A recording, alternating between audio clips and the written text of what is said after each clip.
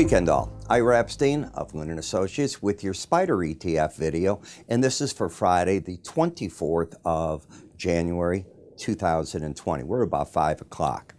By now you know that the market's watching so many different components. Boeing came out today, or an announcement from the FAA, that they're doing very well and they might get their plane certified, that 737 MAX, sooner rather than later. The market liked hearing that.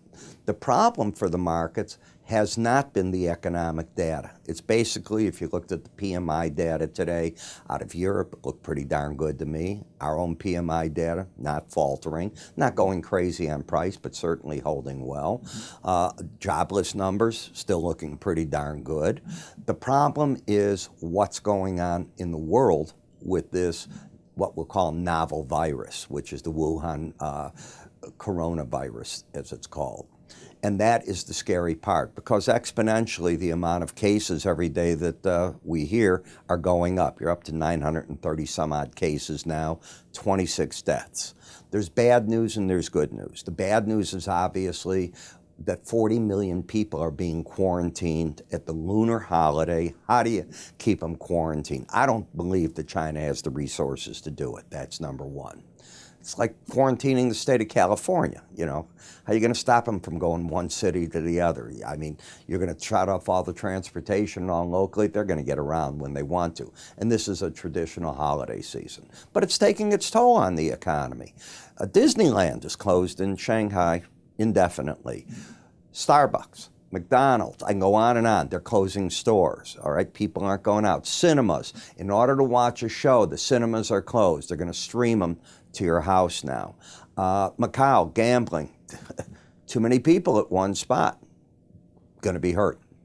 Now, the bigger part of this is, so far as it's spread to other countries outside of China, we haven't yet heard of a case where it's human to human passing it on once that person arrives with the virus and they get somebody else in that host country, if you will, ill.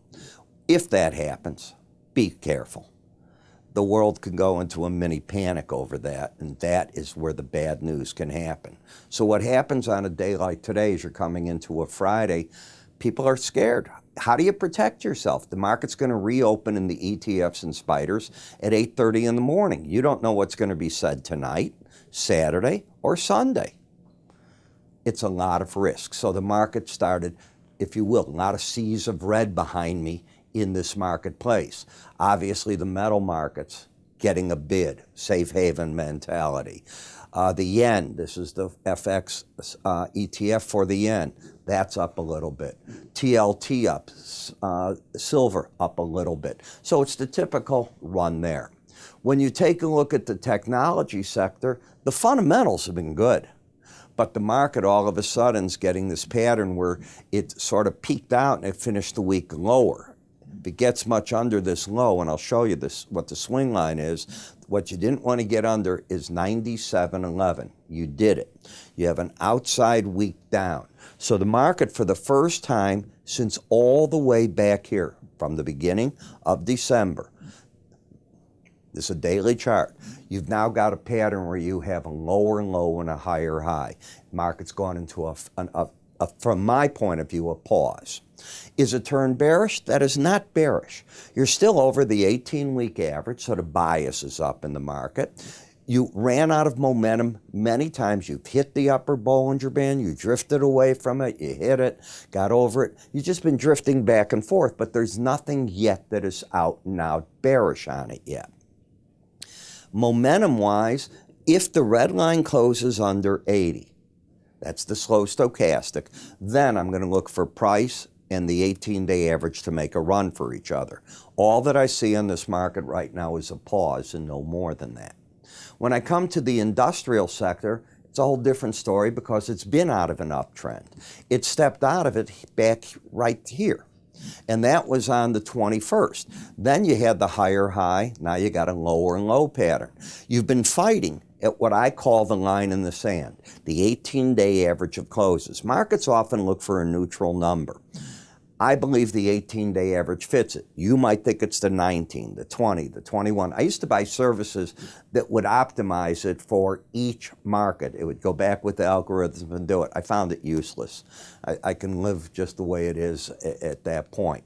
Momentum down. The settlement at 83.55 is still above the 18-day average. Bias up. So the market's just in a pause as I see it here.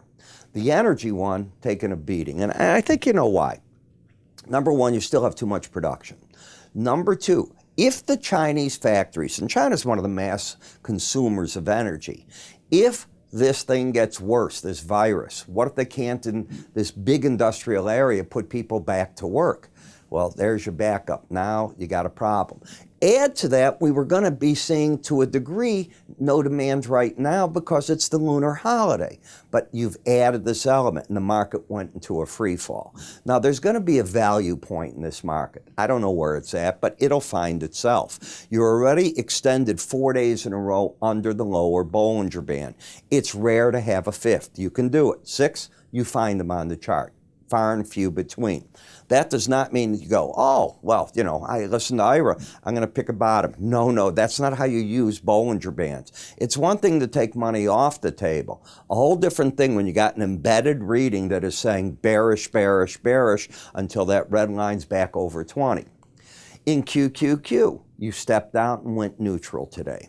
Now, if the market loses this embedded reading and it gets under 80, the odds favor the price and the 18-day average are going to make a run at each other. But as of the close, you got a higher high, lower low. You went into a neutral stance on that. This rules the day. This doesn't rule the day, that pattern. This does. But as you can see, it started pointing down. And what I told people in my other videos, and I'll tell you, why take the gamble that you've got these World Health or the CDC can come out and say something that could cause a mini panic in the market and you put yourself in the way? You're trading vehicles that are meant to be traded in these. These aren't really investment vehicles. Investments are the companies that make them up. That's my own opinion. And yeah, I did own a stock firm once, not just an office. I owned a stock firm. As you look at the emerging market part of it, lower highs, lower lows. Of course they're getting hurt. Everybody's scared. But you're still in a sideways pattern overall. Prove to me you can stay under that number, that 18-week average. What if we get an all clear over the weekend? You don't know. That's the problem.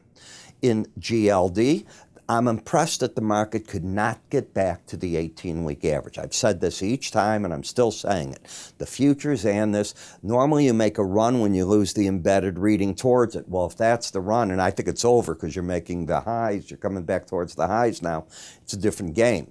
If you decide, or if the market gets a piece of news that it decides is bullish, in other words, bad news on the virus, bad being it's getting worse, 149.08 could be a number you get to. Let's assume you break. First support's the 18-week average of closes.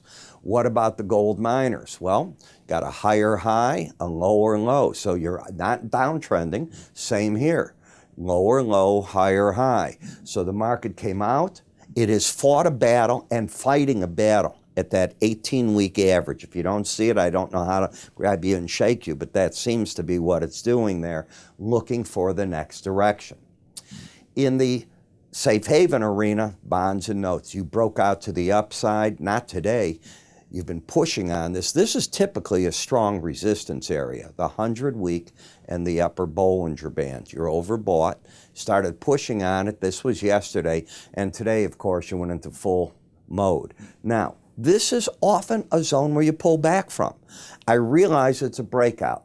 Would I ever tell a client to buy over a Bollinger Band or sell under one? Let me assure you I don't. USO, the energy ETF, just like the futures, falling down. How low? I don't know, but it'll find its footing. There is going to be a value in energy, be it $50 in WTI, $55 in Brent. There's going to be numbers in that. You don't go into craziness and think that the world has ended. Is it going to? I don't see it, but we'll see. Now, this is the Euro FX, the ETF. Lower highs, lower lows. I think, ahead of itself. But it has broken out of this overall sideways pattern as people are buying the dollar and other markets. Now, what I did do today, I added the British pound to my afternoon spider video. So now you've got the yen ETF, you've got the euro currency ETF, you've got this one, and I'm adding more and more. So I've got quite a few of them. Many of you, if you're in our database, I sent you out an email today that said, hey, if you'd like a free trial, we don't want a credit card. And when I decide to start charging, you'll know it because you'll get an email and it'll say, if you want to keep going with this video, fine. But I want your feedback. I want you to tell people what we've got out there. That's why I do these videos, all of them. Maybe it helps you with your trading. Maybe it helps somebody else. But if you're watching them, there's a reason you keep coming back. I think you'd agree with that. So if you got that email, just put in your info. We'll send you a user ID and password. We'll get you into those spider ETF videos that come out 3:30 to 4 o'clock daily. I realize this wasn't the weekly video. I'm not ready to do those quite yet. I've got to build the charts for them and all, but I figured I'd give you the daily one for the long weekend. Long being, I'm waiting to see the CDC and what the WHO, if anything, come out and say. Have a great weekend. I'll see you all come Monday.